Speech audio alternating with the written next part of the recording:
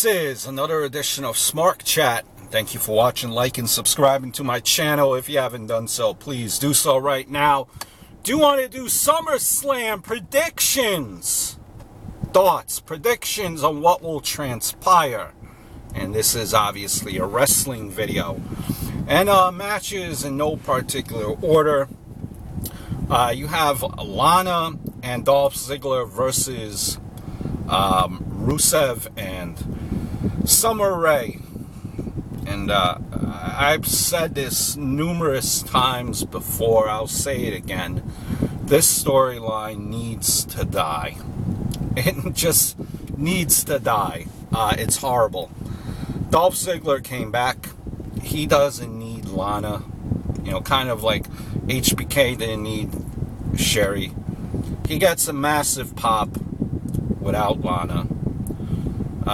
You know, it's a spattering of cheers for Lana at best. Summer Rae, bless her heart, she tries. Rusev, you know, it is what it is. You know, I just, this whole storyline baffles me. I never understood. You know, just the small things, again, are what matter to me. Lana said, you know, she said, why is Rusev still going after Lana?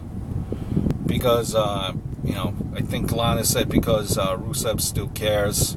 I can't let her go. Meanwhile, this is going on as Lana shows up at ringside and saying that Rusev still cares.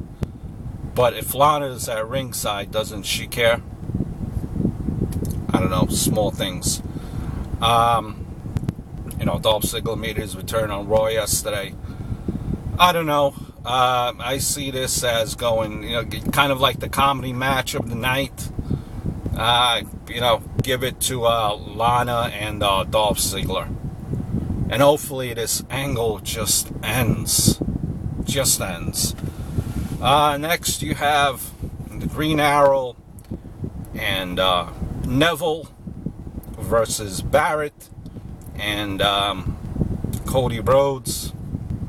Celebrity making their appearance at Wrestling. Green Arrow, this guy cares. He got legitimately hurt from what I understand working out. You know, celebrity always wins. Give it to Green Arrow and Neville.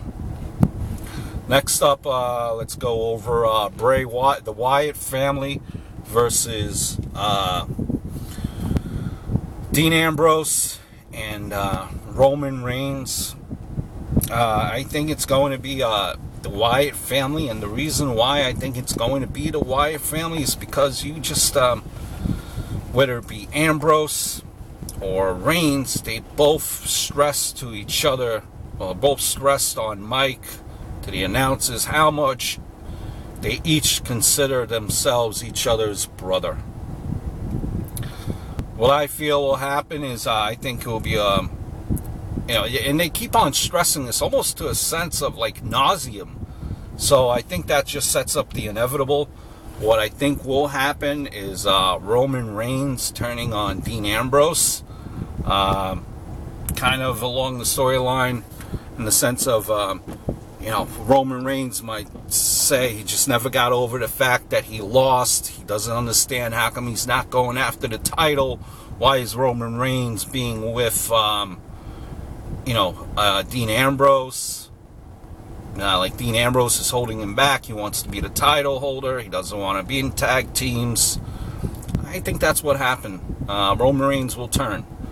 I really can't see it happening as Dean Ambrose making a turn, because if he makes the turn, he's always been kind of like a loner guy. They're trying to make him kind of like the this year's or this era's version of Stone Cold Light. You know, I just don't see it. And what? Where would you take Dean Ambrose? I just think Roman Reigns kind of needs this heel turn more. Because you know, although the crowd has been clapping for him more, cheering for him, I think the full effect will be if Roman Reigns becomes heel. Next, let's go over, you have the match of John Cena versus Seth Rollins, title for title. And I think this will be kind of like a screwy finish where none of them will get the win. None of them will become champion. John Cena will stay the U.S. title holder. Seth Rollins, the World Heavyweight title holder. Kind of a screwy finish. Simple reason, John Cena just came out with a shirt, 15-time champion. Why would you unveil a shirt a week before SummerSlam, have John Cena win and be the 16-time holder? Thus, this would make the 15-time shirt kind of irrelevant. I just don't see it, John Cena winning, marketing standpoint. We all know Seth Rollins, at least in my opinion, his championship reign has been less than memorable. We don't need Seth Rollins holding 2 titles. You have, what other match here you have? You have the main event, or what everyone considers to be the main event, in Brock Lesnar versus Undertaker. A lot of people think that that Undertaker will get his revenge, will get that win back that he lost at WrestleMania against Brock Lesnar. Honestly, I just don't see it happening, for the reason I see it being a double disqualification, or notice that this match was not a disqualification match, double disqualification somehow, or none of them could answer the 10 count where they both knock the living snot out of each other. You know, maybe a Kane interference somewhere. You know, I just don't see none of these guys getting the pin. And, you know, it should be of note that none of them are advertised for Raw after SummerSlam. You know, that's just me. I don't think no one's getting the pin. Double disqualification. Next, you have, you know, Randy Orton versus Sheamus for the gazillionth time. I don't know. Randy Orton doesn't need the win. Sheamus has the briefcase. It would make sense that he would win. I don't know. But enough of this damn feud already. What is this, like 2010? Back, you know, rewind. Come on. Kevin Owens versus Cesaro. You know, I kind of said with Kevin Owens a while back, interesting to see the reaction that he will get when he's not facing John Cena, because everyone loves to hate and boo John Cena. Cesaro is kind of a guy that has been elevated and stopped, and elevated and stopped. A mid-carder.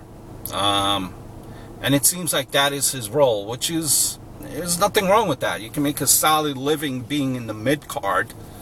And, you know, it's fine. You don't have to be champion. With Owens right now, he's kind of been there. I think they kind of made up their mind on Cesaro. Cesaro, kind of, he's missing something. He could definitely, he gets a reaction. You know, he's a hell of a wrestler, but he's just missing something to complete that X factor. With Kevin Owens, I don't think they know really yet what they have. Maybe this is a way to elevate Kevin Owens again. Kevin Owens with the win. Primetime players versus New Day versus Los Matadores versus the Dragons, is it? I think it's New Day. I never understood why they took the title off of New Day. Really, I think what they were trying to do is they were trying to give that title eventually to the Wyatts when you had Harper and Rowan. But when Rowan got injured, you know, that fell through, and kind of the primetime players held the title more than they would have liked them to. I don't think the primetime players are really that over as much as they wish that they could be as far as backstage goes. See New Day winning it. Next up, you have this Team Bad versus the Bellas with Alicia Fox versus Charlotte Flair versus Sasha Banks. Versus Charlotte Flair, Paige, and Becky Lynch. There we go. Who knows? Give it to Paige. The team of Paige, Charlotte Flair, and Becky Lynch, with Charlotte Flair getting the pin. Again, like I've said numerous times before, this just goes to the reason why these divas are in here is not only because of the talent, but more importantly to get that concentration off of Nikki Bella. Notice she doesn't defend her title again. And when's the last time she defended her title? Hasn't it been more than 30 days? Right? Come on. Next you have Ryback versus Big Show versus Miz. Let's give it to Ryback because Miz is just annoying and Big Show needs to retire already, for goodness sakes. I think that's pretty much it. I think I covered the full card. So, obviously want to know your thoughts. And until next time, adios, silver and out.